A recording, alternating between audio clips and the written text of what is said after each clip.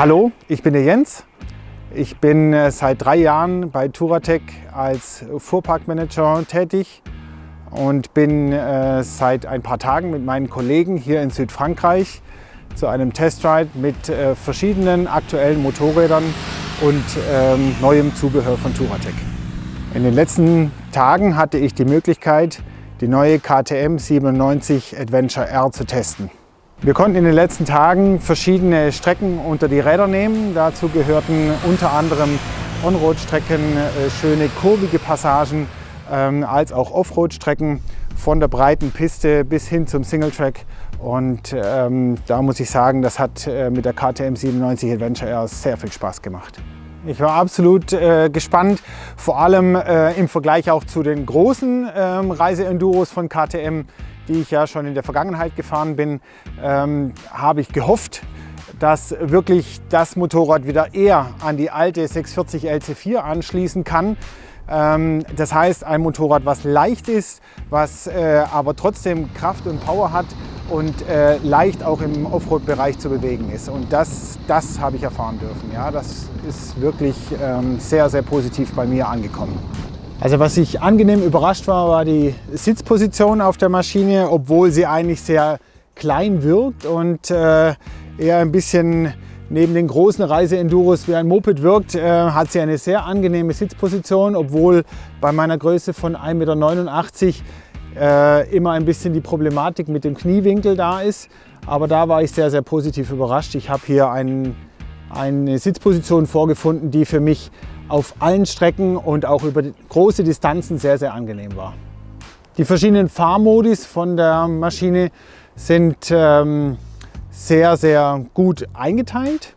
Es gibt Road, Rain, Offroad und Rallye-Modus.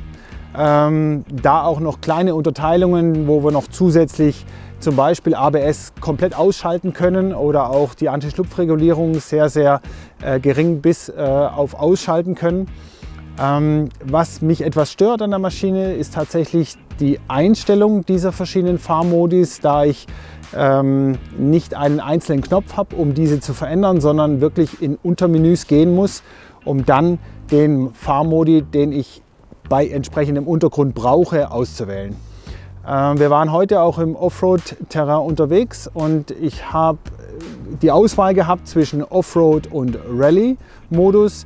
Und habe festgestellt, dass der Offroad-Modus sehr viel weicher mit der Gasannahme reagiert und der für meine Fahrverhältnisse sehr viel passender war.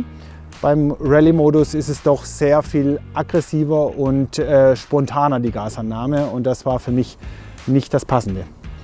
Die Gewichtsverteilung war sensationell gut. Da konnte ich wirklich feststellen, dass dieser tiefsitzende Tank sehr, sehr große Vorteile hat. Was für meine Größe wieder etwas nachteilig ist, ist der niedrige Lenker. Hier müsste ich für meine Größenverhältnisse auf jeden Fall auf eine Lenkererhöhung zurückgreifen, da es einfach sonst eine sehr gebückte Haltung ist und ich eher die Tendenz habe, mit dem Körpergewicht zu weit nach vorne zu kommen.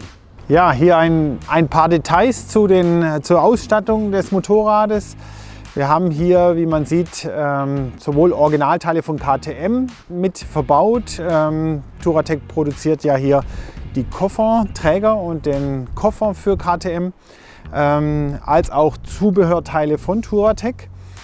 Hier im Besonderen haben wir schon testen können eben unseren Lampenschutzgitter für die Frontmaske, wo es ja immer sehr darauf ankommt, gerade wenn man Offroad unterwegs ist und man hat eine Gruppe, die letzten Endes auch vorausfahrend sind und Steine nach oben schmeißt, dass unser teures Licht vorne nicht kaputt geht. Außerdem die Handprotektoren, die für zusätzlichen Schutz sorgen, nicht nur für umherfliegende Steine, aber auch wenn man mal mit der Maschine umfällt. Und hier natürlich ganz, ganz extrem wichtig, der Prototyp unseres Sturzbügels hier, der sich hier wunderbar in die verschiedenen Formen der Maschine einfügt und wirklich auch uns schon gezeigt hat, dass es unheimlich wichtig ist, gerade über den tief gezogenen Tank hier einen Schutz zu haben, dass beim Umfaller dieser keinen Schaden eben nimmt. Was wir hier noch bei diesem Modell an weiterem Zubehör sehen, sind als Beispiel die Works-Fußrasten, die im Gegensatz zu den Originalfußrasten eine deutlich größere Auflagefläche bieten. Ebenso sind sie nicht mit einem Gummi versehen, sodass man eine gute Auflage hat und einen sicheren Halt auch mit den Enduro oder mit den Stiefeln.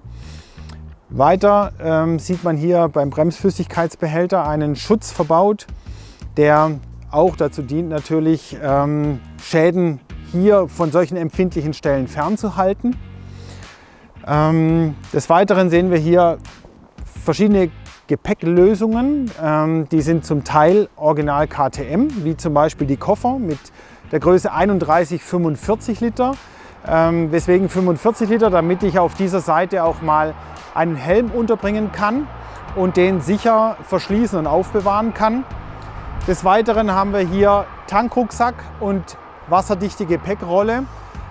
Beides hier über Touratech möglich, Gott sei Dank in den Farben, die auch zur Maschine passen, nämlich hier sowohl orange als auch hinten orange. Das heißt, ich kann so, wie die Maschine jetzt im Moment dasteht, eigentlich einpacken, draufsitzen und losfahren. Wenn hier euer Interesse geweckt ist für die KTM 97 Adventure R, dann schaut doch einfach auf unserer Webseite vorbei und schaut, was wir hier weiteres ins Programm mit aufnehmen können.